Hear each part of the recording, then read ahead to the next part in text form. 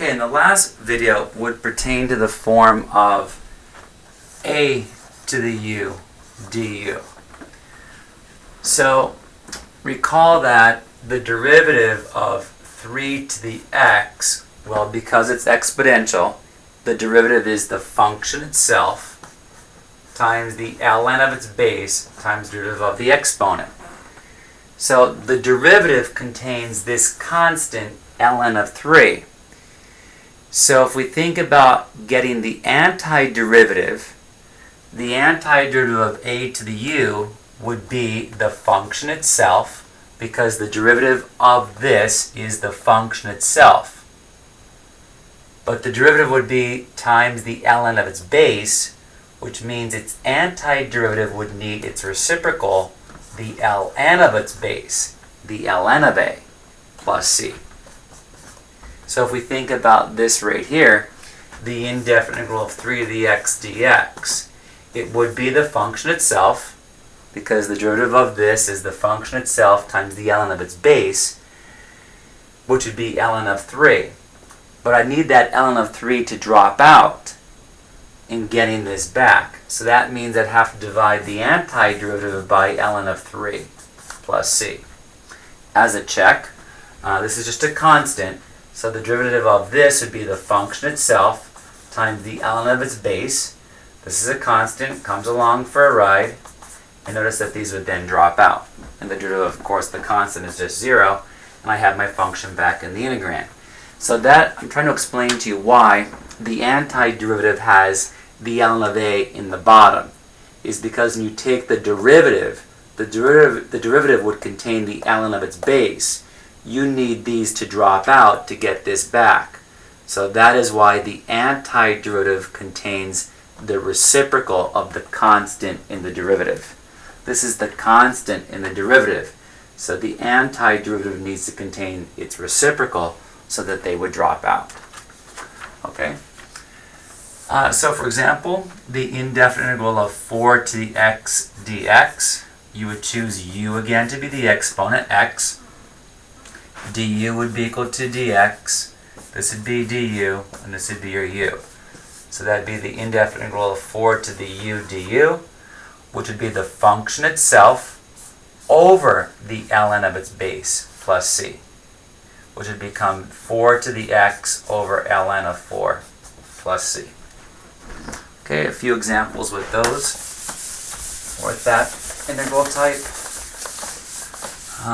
The indefinite integral of pi to the sine x times cosine of x dx. So if I choose u to be the exponent, sine x, du would be equal to cosine x dx. This would be my u, this would be my du. So this would become then pi to the u du. So that antiderivative is the function itself, pi to the u, over the ln of its base plus c. And then that would become pi to the sine x over the ln of pi plus c. Okay, next. The indefinite integral of 3 to the x over the square root of 3 to the x plus 4 dx. So that, just that when we see exponentials, don't always assume that it's going to come out to be of that form, a to the u. It may not. So once again, you try choosing u to be the inside stuff of the quantity, hoping that when you take the derivative is present in the integrand, except maybe for the constant. So the derivative of 3 to the x is the function itself times the ln of its base times 1. The derivative of 4 is 0 dx. So then I got the 3 to the x, but I'll put in the ln of 3 and take out its reciprocal, 1 over ln of 3. This would now become 1 over the ln of 3 indefinite integral of du over the square root of u. And then that would become u to the negative 1/2 du. And when I increase that by 1 now, add 2 over 2, I get u to the 1/2. Multiply by its reciprocal, which is 2, over ln of 3 plus c. So that would become 2 over the ln of 3 times 3 to the x plus 4 to the 1/2 power plus c. And that's about the best you can do there. So that did not end up being the type of a to the u. It ended up being of the type u to the nth, where we had increased the power by 1 and multiplied by the reciprocal. Okay, and another one is the indefinite integral of 10 to the root x over root x dx. Try choosing u to be root x. Du would be 1 over 2 root x dx. Put in a 1/2, take out a 2, and this would become then 2 times all of this would become my du, and that'd become 10 to the u then. So that antiderivative would be the function itself, 10 to the u, over the ln of 10 plus c, and attach the 2 in front.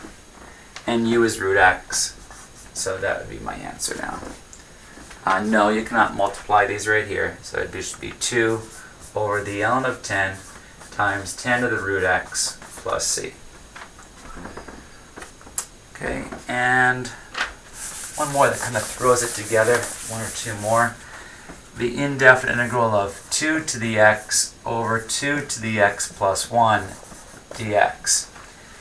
So if you try choosing u to be 2 to the x plus 1, du would be 2 to the x times the ln of its base, don't forget, times 1, and that derivative is 0, dx.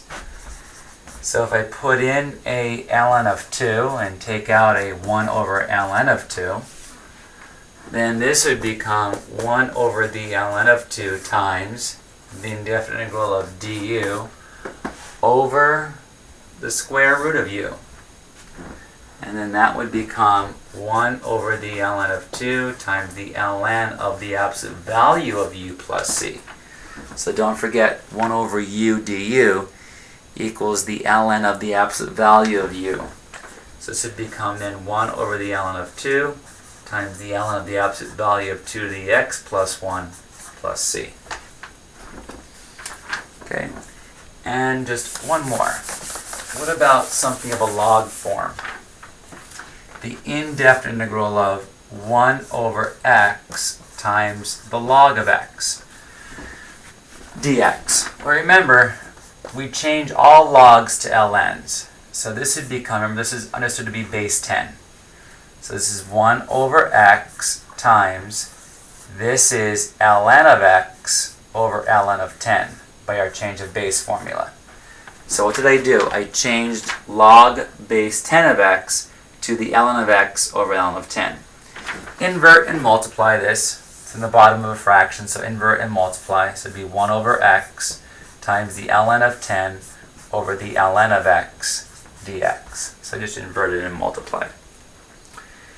This is a constant, so it can come out in front and make this ln of 10 times the indefinite integral of 1 over x times the ln of x dx. If I choose the u to be the ln of x, du would be 1 over x dx. So then this would now become my du. The 1 over x dx becomes the du, and this would become the u. So it would become the ln of 10 times the indefinite integral of 1 over u, it looks like, du. Because the ln of x is my u, so that becomes 1 over u du times the ln of 10. And this, the 1 over the indefinite integral of 1 over u du, is the ln of 10 times the ln of the absolute value of u plus c. So that would become the ln of 10 times the ln of the absolute value of u, which is the ln of x plus c. So that there would become my antiderivative. Okay? So in conclusion, the indefinite integral of e to the u du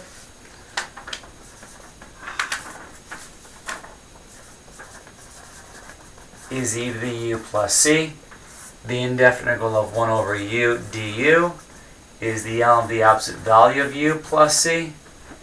And the indefinite integral of a to the u du equals the function itself over the ln of its base plus c. And that concludes our indefinite integrals at this moment.